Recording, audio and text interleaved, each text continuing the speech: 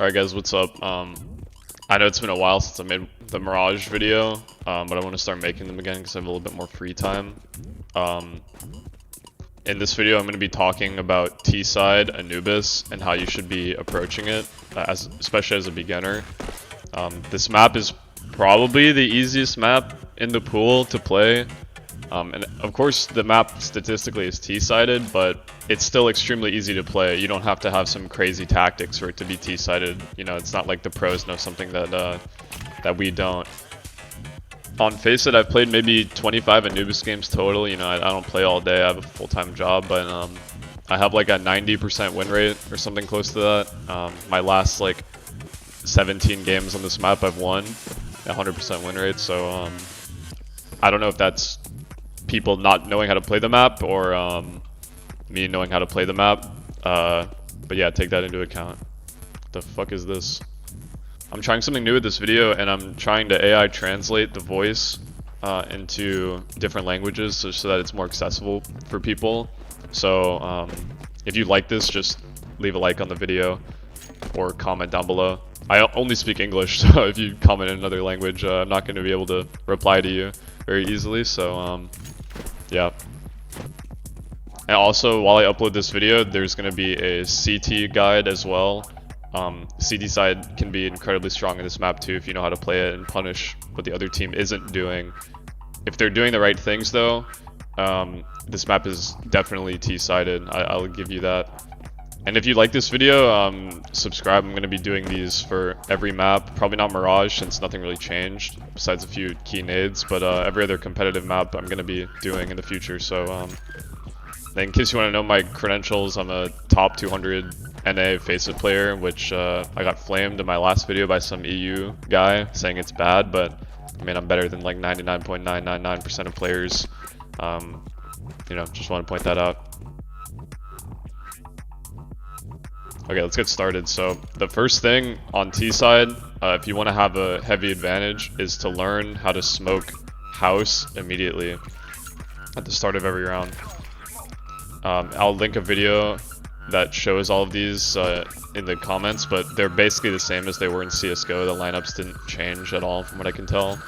And the smokes are all really easy. They're all really obvious lineups, so you can learn those pretty fast.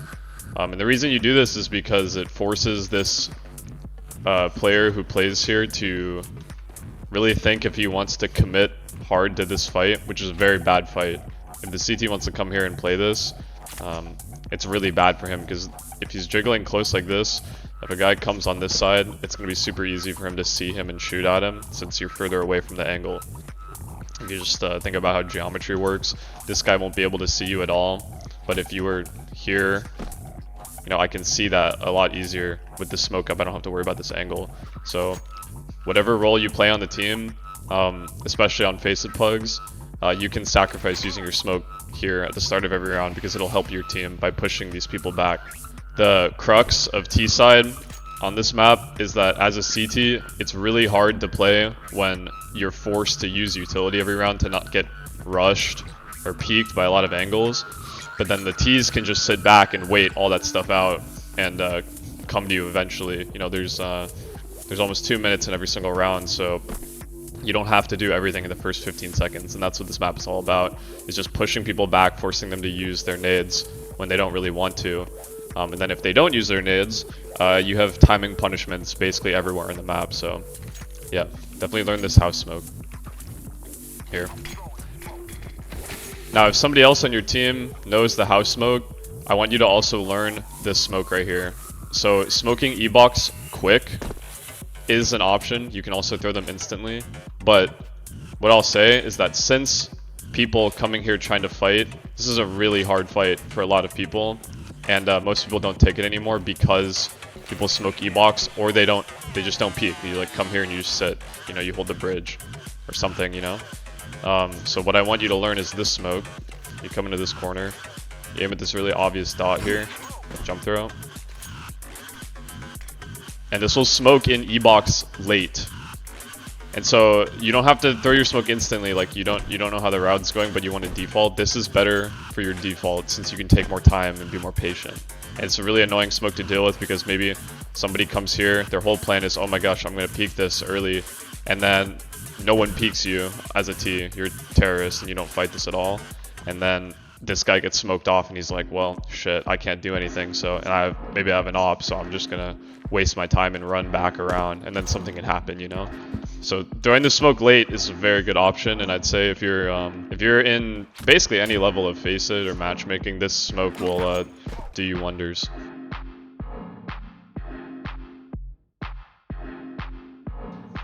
Okay, so the next thing you have to think about, how the enemy team is structuring their starts. So what'll typically happen is the enemy team will play 2B, 2 mid, and then 1A. And you have to confirm what they're doing early, especially if the other team's bad, because they'll probably give the information away to you in some way. Like, let's say they molly at the start, and then another guy throws another, like a molly here. You know that somebody else started mid with this guy, so you can start making assumptions in the round because you don't have that much information. But you know that there's probably 2 people in this area and 1 guy at A, if he threw nades at the start too, and then 2 people at B. And what that means is that the people at B have too much to worry about, you know. One of the problems playing CT on Anubis is that there's not many spots that you can really sit in. You can play in this angle, you can play backside, you can play close, and you can play in E-box or outside of E-box, and that's really it. Or you can play long temple. There's really not that many spots, and they're not very good at holding some of these lines unless you have really good timing on how you peek, which means that going B is always very strong in this map. So like I said earlier in the video, if you throw the E-box smoke and then you're able to creep up with your team, and this is very, very simple, you can just say, hey team, let's go E-box slowly, don't peek. You know, it's that simple. It's that simple to call this on T side. And then these B players have to really just go huge and punish bad spacing. Otherwise, it's pretty easy to just overrun everybody on this site. They can't really play from too many spots that are that good. You know, these spots are just kind of one and dones. You know, unless the CTs come up with a really good crossfire. But I'd say focus on going B most of the rounds on your T sides, because it can be so weak. And then once, and this leads me to my next point, which is if the other team stops going double mid and you notice that, you know, the mid guy is solo every round, then you start punishing towards here. You know, this is kind of more high level, but it's gonna make you win games. So you can tell, let's say you're playing bottom mid or something after throwing this smoke, and you notice that there's only 1 mid most likely. You can tell your team, like, let's focus on A because they're most likely 3B, if that makes sense.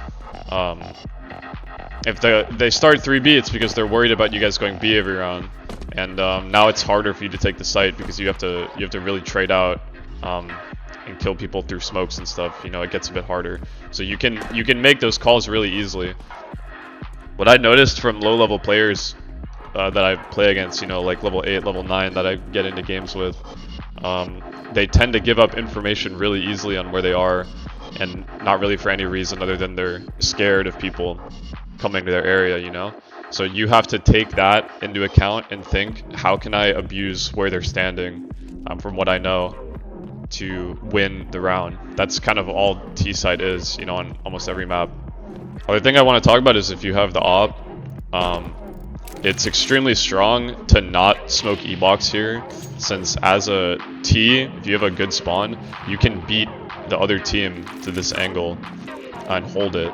And so now the other team, you know, this guy might be playing with a rifle and he can't really justify just peeking this since you're holding with an op. And what you can do is in the freeze time you can say, yo, don't smoke E-box, just walk up E-box and then we pop on them early since you're holding this line. You know, you can hold it tight like this. You're safe from A if you're like this. It's hard to get killed from A unless they fully wide swing through you. But if a guy peeks you B, you can just kill him. You know, it's super easy. Your teammate, if you want to be really specific, you can tell him to walk up the right side. Since if he walks up the left side, he's gonna be blocking you or the fight is easier for him, you know, as a CT. The CT comes here with a rifle, they have the chance to like jiggle and kill this guy. Even if they're noobs, you know, it's not that hard to kill a guy who's like walking at you, just like this, you know. Yeah.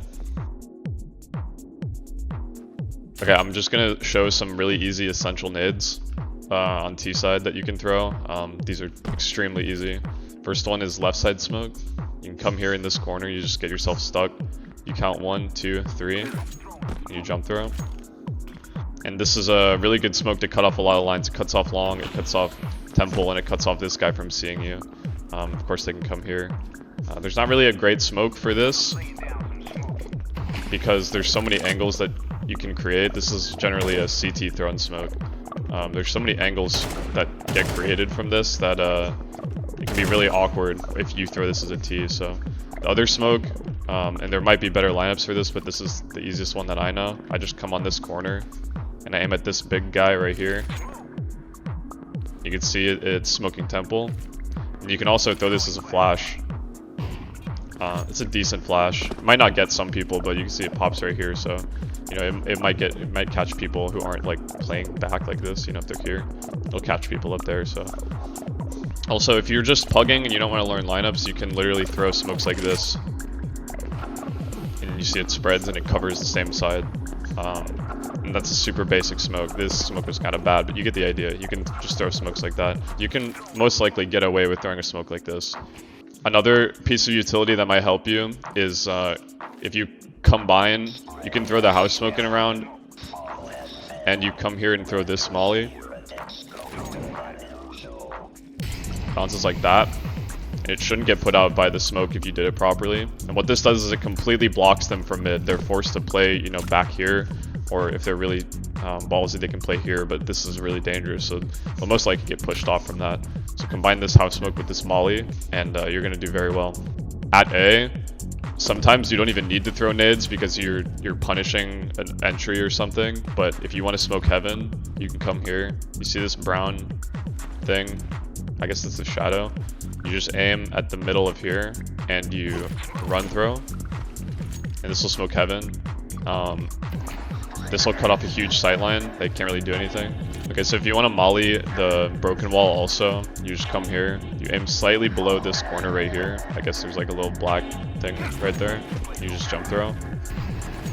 And it'll molly off all this, so it cuts off even more sightlines. And then if you have a teammate or you have somebody else throwing this for you, you can always smoke camera like this. Really easy. Super easy. You just look for this thing. Right here, there's like a part of the entrance, I guess. You can smoke camera. All these nades will just completely destroy any low-level players. Last thing at A, you can throw flashes like this. Throw flashes like this. I don't see a lot of people doing this in low level, but it's pretty hard, you know, if you're getting mollied and stuff and you're playing here, it's pretty hard to not get blinded by stuff like this. You can also throw a molly in the same way, even if it's smoked, you know, if you want to pop through it. You can clear this angle out, just looking at this thing.